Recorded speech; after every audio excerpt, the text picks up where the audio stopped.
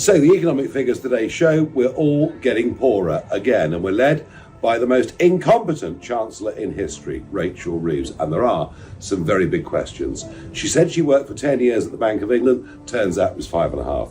Said she was an economist at the Bank of England, turns out she was in customer service. And on expenses, well, she had very big problems when she worked for a bank, and as a member of Parliament, had a credit card taken away. So, here's the question. Will the real Rachel Reeves please stand up? Please stand up. Nigel Farage is calling out Rachel Reeves again. She claimed to have worked at the Bank of England for a decade, but it was only 5.5 years. A minor mistake? Hardly. Accuracy matters when managing the country's finances. Had this to say about new tech today. We are at the forefront of some of the most exciting developments in the world, like artificial intelligence and life sciences. We have opened up our planning system to build new infrastructure, like onshore wind farms or data centres driving the AI revolution. And of course, housing. This government says it's absolutely determined to build 1.5 million homes during the course of this parliament. Interestingly, that was the similar target for the last Conservative government that was in, although I have to say with housing, and we'll deal with it separately perhaps, but even if we do build 1.5 million homes, that won't even be enough for the number of legal migrants that come over the course of the next 5 years. But will growth return? Are these proposals... Farage quickly called her out, highlighting a pattern of misleading claims. This isn't her first controversy. She lost her parliamentary credit card after PS 4000 in unpaid expenses. Now she's claiming the UK economy is growing based on just a 0.1% increase. Farage and many others aren't convinced. The real question is, how much longer can she keep this up? With trust in politicians already low, this could define her career. Will she admit the truth, or will the cracks keep growing? One thing's certain, Farage isn't letting it go. Good evening. So, as you know, the Chancellor of the Exchequer, Rachel Reeves, has been off to China. Now, to be fair, this was not a last-minute panic trip. It was booked some time ago. Although I have little doubt she would have urged the Chinese, please, please, please buy government bonds, because our 10 and 30-year yields, that mean interest rates, have been going up and up and up over the course of the last few weeks. That at the same time, as inflation is going up, as growth is at best flatlining, and the pound is starting to tumble on the exchanges. I have to say, I thought her speech today, I'm not even going to show you any of it, frankly was a nothingness. I believe she's completely and utterly out of her depth. And when she says that growth is the number one mission of this government, well, you know what? Increasing the size of the public sector, whilst at the same time doing things that reduce the size of the private sector, is not, in my opinion, a recipe for growth. She looks tired. Well, that's fair enough. It's not easy being a cabinet minister. But somehow, you just get the feeling, I get the feeling, she won't last more than a few months. I wonder whether you agree at home. Will Reeves survive? The Chancellor doesn't want you to know this. So, here it is again. Rachel Reeves is under fire for another CV discrepancy.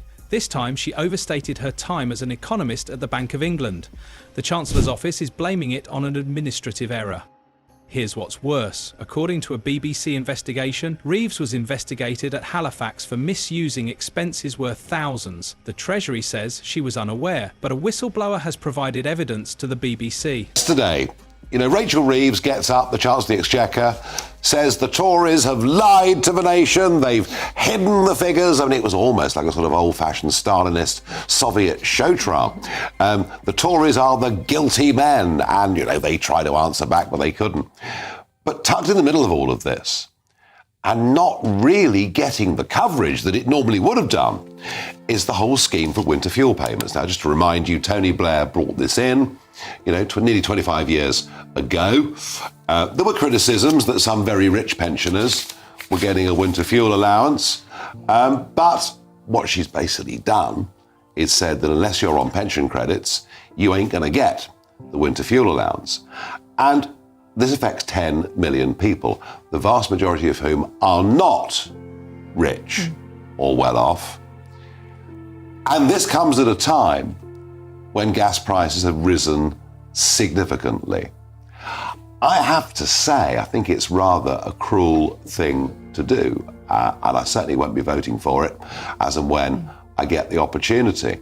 There were times in the past where maybe the argument was it wasn't necessary, it had been given as a bribe, but it's almost like Labour is saying, well, we don't care about the pensioners because they're not going to vote for us anyway.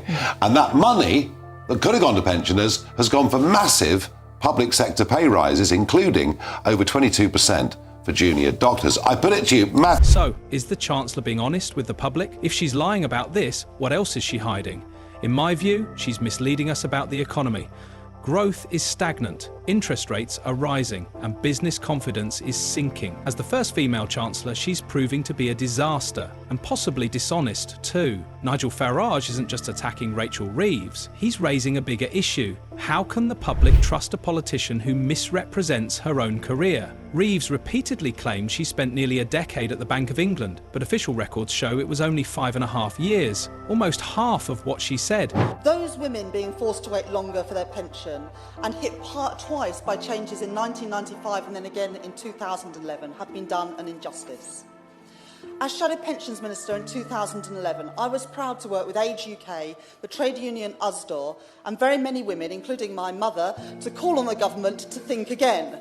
And we were pleased then to win a partial concession so that no woman had to wait for more than an extra 18 months before they could claim their pension. But I said then, and I say again today, that it does not go far enough in righting this wrong.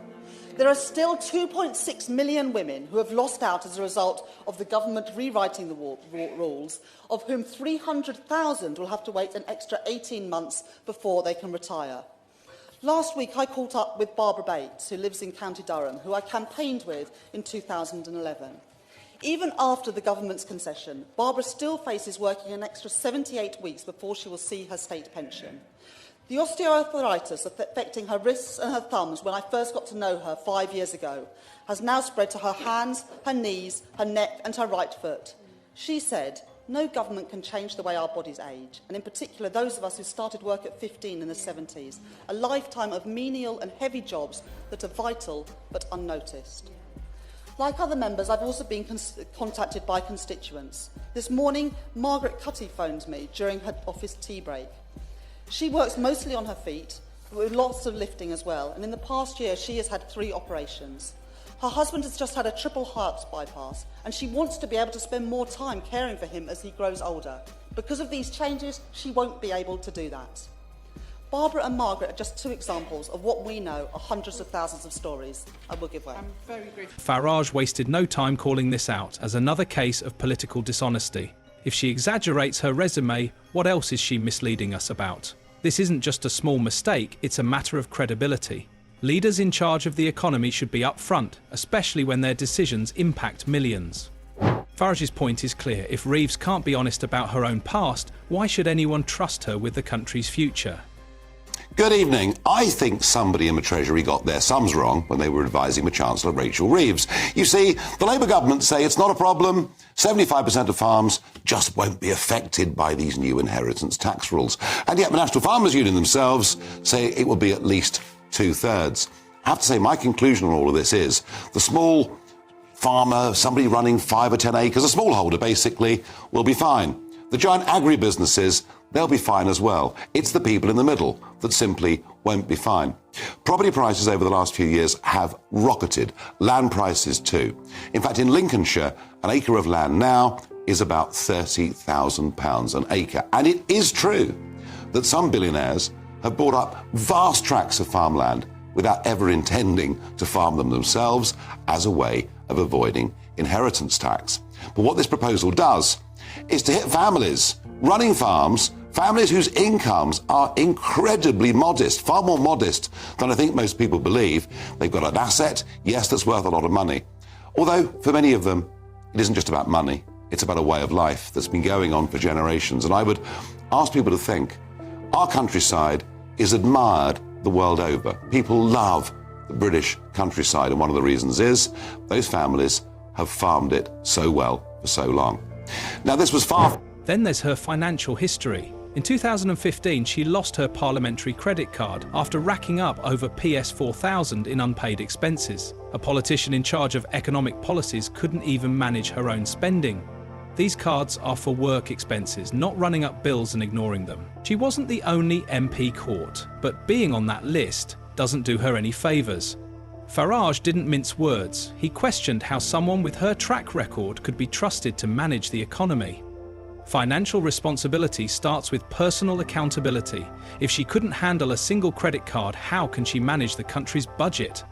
So Rachel Reeves has the audacity to tell the businessman Farage that he hasn't got the faintest clue how to manage the economy. This is coming from the woman who has no business experience whatsoever. She spent most of her life as a public servant, aside from, don't forget that, 3 years as an economist. Oh, sorry, no, a woman in retail banking, that was. She has absolutely no idea. Her employment record and her budget shows this. We've now got the Bank of England saying that they are not going to cut interest rates anymore and that the economy is going to be flatlining as a consequence of this budget. All the wealthy people are running away from the country. This woman said that she wouldn't raise taxes on working people because she thought, oh, I'll just do a big hike in capital gains tax and that will do the job to fix the problems with the economy. But then she found out that actually that makes wealth creators leave the economy. And HMRC told her that if you put up capital gain tax 10%, that we'll actually lose 2 billion quid a year. So then she was panicking, trying to put tax rises here, there and everywhere, stealing the fuel allowance from her pensioners and whatnot. She has got no idea what she is doing. Yet she's got the audacity to tell Nigel Farage that he hasn't got a clue. This is the man who is now surrounded by some of the most brilliant businessmen in the country and the world. He's got Elon Musk on side, who is the richest man in the world. Rachel Reeves has the audacity to say they won't know how to run the show. Give me a break. Now, the Telegraph gave Nigel the opportunity to respond to what Rachel Reeves had to say, and brilliantly he said, unlike Rachel from accounts, I have set up and run businesses for over 30 years, creating jobs and paying tax. Well done, Nigel. This isn't just about one politician's mistakes, it's about trust and accountability. If an ordinary person lied on a job application or ignored their debts, they'd face real consequences. So why should politicians be treated any differently? Farage knows how to channel public frustration, and this time he has plenty to work with. Reeves is under fire, and the big question is, will she address these concerns or just hope people forget? Either way, the damage is done, and Farage isn't letting it slide. I mean, Rachel Reeves is talking about the fact that the press has apparently bullied Dame Alison Rose. Sorry, I'm right. confusing her with Howard Davis, who I'll ask you about in a minute. The press has been bullying her. Well, no, she unfortunately leaked your personal information to somebody at the BBC. This is identity politics. This is, because she's a woman, it's not right she's lost her job. I couldn't care less. I couldn't care less what sex she is, what gender she is, couldn't care less what colour she is. I'm not interested. I believe in a meritocracy where you rise on ability. Reeves wants the public to believe the UK economy is improving, but the numbers say otherwise. She pointed to a 0.1% growth rate as proof of progress. Let's be real. That's not growth. It's stagnation dressed up as success. Farage didn't hold back, calling out the absurdity of celebrating a tiny 0.1% growth rate while people struggle with rising costs, stagnant wages and higher taxes. That's not economic success, it's barely treading water. Any business employing 5 or more people has today been hammered. And I make the point that I've set up companies and run companies. Nobody on the front bench has ever worked in private business. Nobody on the front bench understands what genuine risk capital is. Our business secretary, from what I can make out, has never even had a job. But the most dismal part, no, I've had plenty of jobs. Well, apart from being in the European Parliament, which doesn't really count, obviously. But I got to tell you, what is dismal about this budget is the growth forecast. If the ambition of our Chancellor is that in 4 years' time, growth should be 1.5%, that is very, very bad news for everybody, and particularly because it takes no account of the rise in population that will happen through legal immigration. It basically means a rise of 0. And nobody's even mentioned today the fact that gross domestic product per capita Wealth per capita has been falling consistently nearly every single quarter for the last 2 years. The bigger our population becomes, the poorer we are becoming. And that's a reality we've got to wake up to. But I would say this. Well, that's Nigel Farage. His point is simple. Real leadership means setting an example, not rewarding failure. If the economy were booming, pay raises for politicians might not be an issue. But with growth crawling, it looks like those in power are getting richer while everyone else is told to wait. This only fuels resentment toward MPs, who seem more focused on themselves than fixing real problems. The real question is, how long can Reeves keep spinning weak economic figures before people tune her out? Farage knows how to tap into public frustration, and Reeves is making it easy for him. If she doesn't have a real plan to fix the economy, she'll run out of excuses fast.